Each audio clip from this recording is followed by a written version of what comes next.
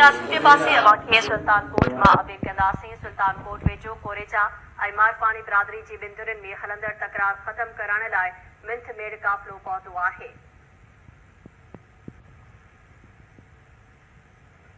जेकबाबाद मां शहरी इतिहाद जे काफ़िले पारां कोरेजो बिरादरी वटि पहुची तकरार ख़त्म करण जी अपील कई वई।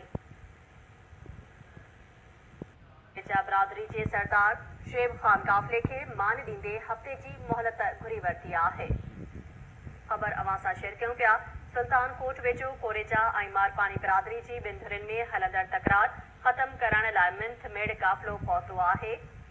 कोरेजा बिरादरी पारां मूंखे ॿुधायूं पिया त जेकबाबाद मां शहरी इतिहाद जे काफ़िले पारां कोरेजा बिरादरी वटि पहुची तकरार ख़त्म करण जी अपील कई वई।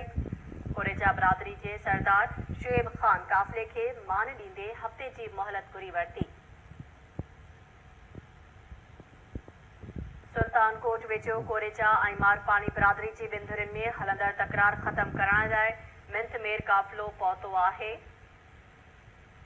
जेकबाबाद मां शहरी इतिहाद जे काफ़िले पारां कोरेजा बिरादरी वटि पहुची तकरार ख़त्म करण जी अपील कई आहे। कोरेजा बिरादरी जे सरदार शुएब ख़ान काफ़िले खे मान ॾींदे हफ़्ते जी मोहलत घुरी वरिती।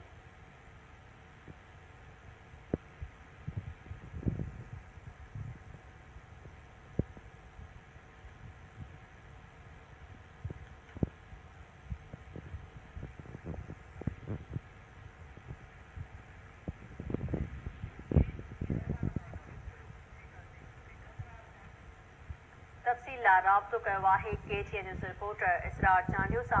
जी इसरार, छा अपडेट्स आहिनि?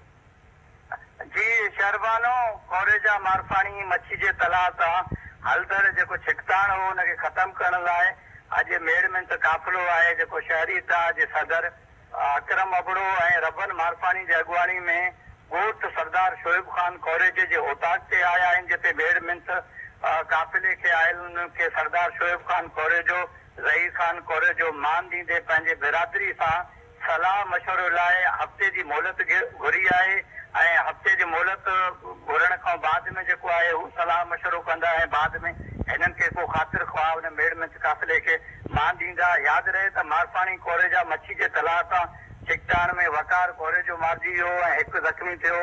हिकु नौजवान खे अगवा करे खणी विया, जंहिंजो केस जियानवा थाणे ऐं आबाद थाणनि ते दर्ज थियल आहे। जी शहरबानो। इसरार चांडियो, अपडेट लाइ महिरबानी।